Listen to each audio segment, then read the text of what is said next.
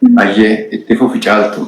Jaalallee koo dhugaa ishiinarraa. Anyway, qorataa jalatti gadhiifamee jira waan taateef namni 1300 na jirtan deemaati. Copy link share godha. Qorataa seenaa search godha jala seenaa. Repost kan godha.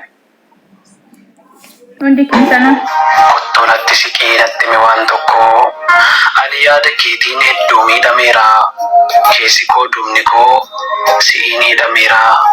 Kanaaf natti siqii na milladhu maaloo.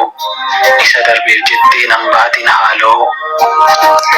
Anis dadhabeera sirraan adda ba'uu walirraa fagaannee garuu akkam ta'uu addaan nu fageessan gargar nu baasanii shira dhumaan qabne Shira kana qoluuf wal ta'uudha qabna.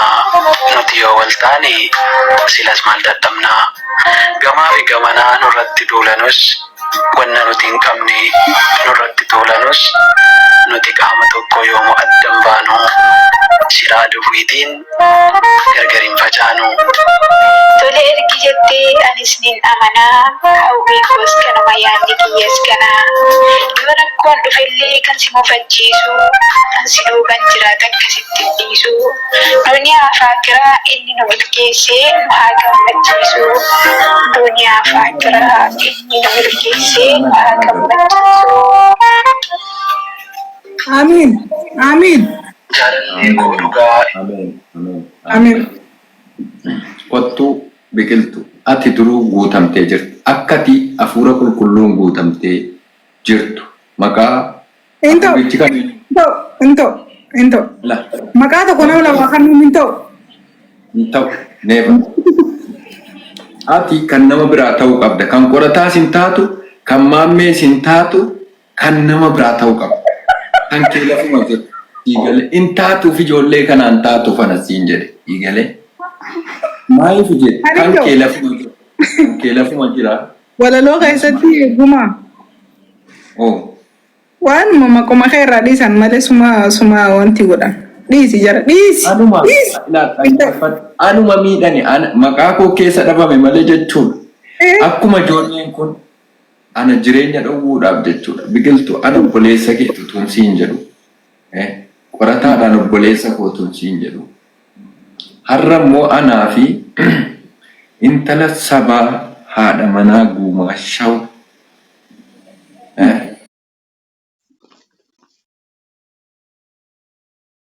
Guumaa shaw ilma sabaaf dhalate ilma biyyaa. Ati isin jettee bar isin ummata adda baasuu malee ijaaruu warra hin beeknetu ijaarsummaa keenya taa'e. Dubbii kanas kan qabsiise isinii jettee. Kana mii ummatumti maatii kana jirus inni gama kana jirus. Qalbiin cabinaa manaa kiyya qalbiin cabin nuyi ni ijaarra malee hin jiksinu.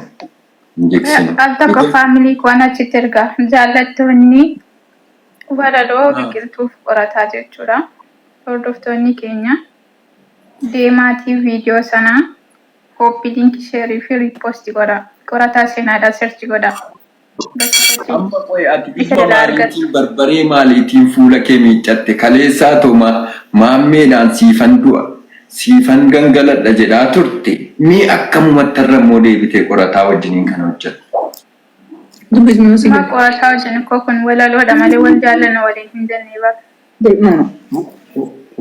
Biqiltuu koo amma reefu waan ati taate bareera sii galee baguma keenya taate naqqee nama waan akka'u nama waa hubatu nama deemsa hojii beeku nama tartiiba hojii beeku jechuu sin arge jabaadhu. Ani amma mistero tokko na bira jira.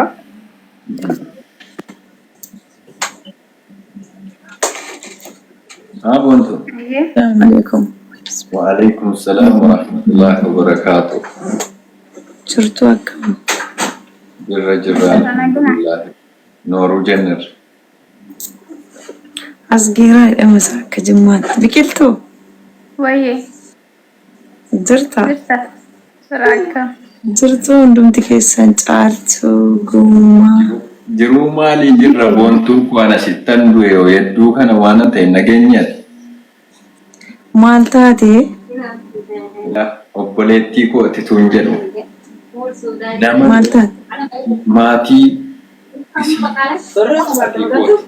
ilmoo kabajaa, ilmoo nama kabajaa, kan guddisa tolte, kan sodaa rabbii qabdu, bareedduu hundaan tolte sii galee. Jedhee geessee guyyaa zargii si na waamani guyyaa qalabatii jechuudha kaleessa galgala. Na waamanii achitti kabajumaan nan dhaqe qe'ee soddaati jennaan nan dhaqee. Booda irraa akka carraa ta'ee wanni sun fattuu deebi'ee nama sirratti dawwalaa jiraatis. Maatis jaarsummaan natti hin dhufin qofa jechuudha. Ni turkii kooti ishee. Ishee akkasitti egaa jaarsummaan jiraa kun egaa amma jaarsummaa maaliiti kabajumaan zargii waamamne dhanneen warri soddaa uffanni manatti namneen siin jedhe fardaan dhannee farda miti makiinaan qeetti namne wal gurreetuma dhanne beekta. Dhannee utuu achi jirru walii qulqullaa'aa jedhame agaa mucaan ollaa keenyaa fuudhe beekta. Warroonni si wajjin guddate naaf akka kakatanu utuu jedhi naan kakatin ni kaan godhu. Amma tokko yeroo dhufee jedhu arrabni dide kakachuu dadhabe. Kottuu deebii dubbicha akkuma si dhibe na dhibe. Akkuma si dhibe na dhibe. Akkasitti egaa ishoo zargii si argian du'aayii bakka du'aayii jennaan sanuu ilmoo jaraa maqaa jaraa eenyutti moggaamna fa'i jechuun yaadaa ture beektaa maqaan mucaa jaraa hangafti maal haa ta'u waan jedhu yaada keessa yoo galchine yaaduu jalqabna. Biqiltuu. Wayyee. Walitti deebina yeroo bira. Wanni hunda paablik irratti hin dubbatamu. Piraayiveetiin maaliif uumame? Waan baay'eetti keessaan dubbatamee sirreeffamuu danda'a. Asirratti dhufanii ani ishee qorataa gate ani baala mukarraa citte miti. Maatiif alhamdulillah haadha qaba abbaa qaba obboleeyyaan meeqa qaba jechuudha. Akka waan nama fira hin qabne akka nama intala firrii gattee haaliif wallaan jibbee na godhee wanti biqiltuu qorataan gatii naani lafaaf godhee sababa kanaaf itti dhiyaadhe akka abbaduu barbaadaasa. Anayyuu natti dhagaa eddeen sun natti dhagaa. Akkasumetti wayii na argate na seemoo dhugaa rabbii mataan dhaabbata. Naquu qaaniisuma tigiroodha ijoollee isin immoo warri waan silaa dhagaa ooltanii waa guumaanii xiqqoosii ino tontoraa jiran. Kanoo si dhagaan tureenyi wayi. Dhagaan tureen. Maaliif uumameetti beekta? Maaliif lama ta'e? Kunaasi. Achi keessatti waa siin jedhee raamee biqiltuu dhaggeeffadhuuti. Si ijaaruudhaaf walitti deebi'a sii galee. Nuti ala dhaggeeffadhu. Nuun ana jedhu doktor biiftuu jedhu qorataa jedhu hin amaniin. Yoon siin jedhu nuti sadan wal dhaggeeffachuu aadaa godhannee jirra. Duuba waliitiin asiin daa'imti keenyaa si wal dhaggeeffanna. Nuti kun amala keenya sadan. Beekuu qabdu kana jala murtanii. Yoo wana biiftuun asii nu dhaggeeffataa jirti. Maa kunoo dooktoras jala deemaa jiru amma akkaawuntii isaanii isa feekii bareen jiru. Dooktora amma waa'ee keessan dubbataa jiru bilisa taana amma. Ani nan jiraadha isin galee. Manguddummaan ta'a jettee ta'eetii kunoo manguddummaa sii taa'u barbaaduu qabna amma. Amma qoyi qabsoo biraan banaanumti akkuma dhuunfaa kootiitti malee jechuudha. Tokkoffaa biqiltuu anilaa amma booda waan si gorsala. Hin dhagahin waan qoratan siin jedhus. Waan maammeen siin jedhus hin dhagahin. Ilaa yoo waa'ee jechuun akkaataa deemsaa intinii ta'e jedhee anumaafatu yenna akka obboleessaan qabaatti siin gorsa si jedhee. Maayii fi eenyu wajjin akka deemtuu fi gara atuun beekta na caala beekta si jedhee. Amma ijoolleen kun akka waan taanii obboleessa akka guumaa sha'u akka waan hin qabne jechuudha. Kunis achi si harkisee kunis as si harkisuuni hin ta'u. Seenaa keenya sin balleessa. Beeki ani soggoo miti kun kanatti na harkisee kun as na harkisu nama sammuu kiyyaan hoogganam waan godhuu fi waan dubbatu sirriitti beeka dhaggeeffatu. Kanaafan siin jedhee amma Beekaa mataa gadi qabanne malee koo dubbachuu dadhabnee miti barumsuu dubbanne. dubbataa jirta. Dubbachuu jennaanuu haasaa isa boombii Kooriyaa kaabaa caalu darbataa jirta sii galee. Amma kaleessa jechuudha saatii qalabatiin itti sii bitamee harkatti si kaamuudha jedhetti. Jecha tokkittiin qorataan darbee jennaan lafarraa ol si kaase jecha inni jedhu sana accept gootee mataa kee kana keessatti safe gootee jechuudha. Si'a takka miti bara irra deddeebi'ee.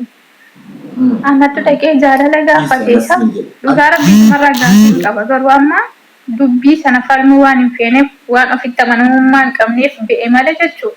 Osoo ofitti amanamummaa qabaatii taa'ee dhugaa jirtu natti himuu qabu. Gaafii kiyya edaadeen an gaafadhe naan deebisne maaliif jennaan anaan qorataa godhee qorataan anaan godhee ilaalee jiranii. Gaafii qorataa gaafate isarraa dhabeef gaafiin kiyya deebii dhabuu hin qabu. Inni kan inni waliin bultii dhaabbachuu deemu qorataa osoo hin taane biqiltuu ture. Moo anaaf qorataa walitti fuuchuu yaada qabanii. Kunis rakkoo biraati. Innaa lillaahi wa innaa ilaihi raaji'uun. Once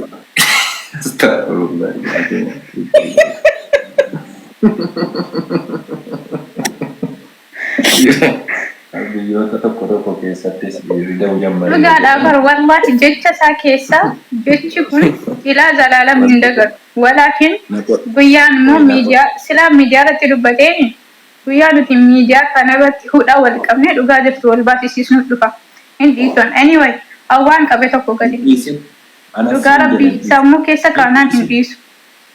Dhiisin dhaqiitii walitti bu'een dhufeen jaarsummaa dubbadhaa lafa jiru hundattuu. No. Jaarsummaa een dubbatiin ati keessan galii. Anaa jiru immoo akkamitti maalan dagateen anammoo dagattee jennaan rakkoo amma asitti rakkoo uumaa jirta anaa wajjin biqiltu sii galee. Dubbachuuf isinumayyuu kan rakkoo kana hunda fide. Dippiloomaasiin anaabsi gidduu jiru hadda cituu qabu laawwannati beekuu qabu sii galee. Madamaa jirtu guma. Ani moo laa ilaaha illallah. Gaafii reefu gaafatamte san ati amma si deebisaa jirti. Ani waan bultii teessan diigee jennaan jarri si deebisu sodaatanii ishee si deebisaa jirti. Anatu bulticha diigee biqiltu. Manguddoo cubbuu rabbi sin godhin. Isintu dubbii kana gaafa duraa ibidda kana kan qabsiise isin. Ibidda sin qabsiistantu dhaamuu dadhabee agarra. An qulqulluu dubbadha sitti meera. Gara dibaan beeku gaafa dubbadha. Gaafa jalqabumarraa ajandaa kana jalqabarra jaarsi gaabeettaa waan tolchaatti waa bareechaa beeku. Jalqabarra biqiltuun gaafa sana. Bareechine kaa bareechine hin bareechine lama taatanii isin lammeen jechuudhaatiif isin maqaan dhawaatuu beekta waan taateef. Jedhati maa siibsuu sun jettuu maa jaluma sarariiti jedhi maa foon qabuuti. Rabbuma maqaan gaafii. Baralanaa kana. Amma dhugaa rabbii kan akka keessanii jaarsummaa waammachuu miti wallaayyuu godhachuun hin ta'u akka kootti. Sorry brother. La ilaha illallah. Nagaatti gaa bakka nagaatti an deemeera amma. Rabbi ka'e. Maammi ol harkisi meemee caaltu yoo si jala jiraate. Agasittuu biqiltuu koo waan siin jedha. Ati meetu namni tokko hin jiru amma laacaaltu. Amma qoy ani waan takka wanti naan galle rakkoon jara anaaf qorataa walirraa fageessuudha. Amma maammeen maal jedhe beektaa walumaa galatti maammeeni. Maammeen ba'ee jira. Okay, mana cufee ba'ee jira rakkoo hin qabu. Jiru nagaratti. Akkuma isin lamman wajjin walaloo hin dhiyeessine akkasin lamman bakka kana booda waa'ee walaloo jedhamu sana wajjin hin hojjenne kanuma isaa qofa yoo barbaaddes maammee wajjin akka hojjettu yoo kana ta'e rakkoo hin qabu dhiifama walii goonee. Guuma wanti ta'u hundi edaame fe'iidhaan beeku. Biqiltuu ani maammeen akka ati qorataa waliin walaloo kana gaggeessituun fedhu ani fati yoo waliin hojjenne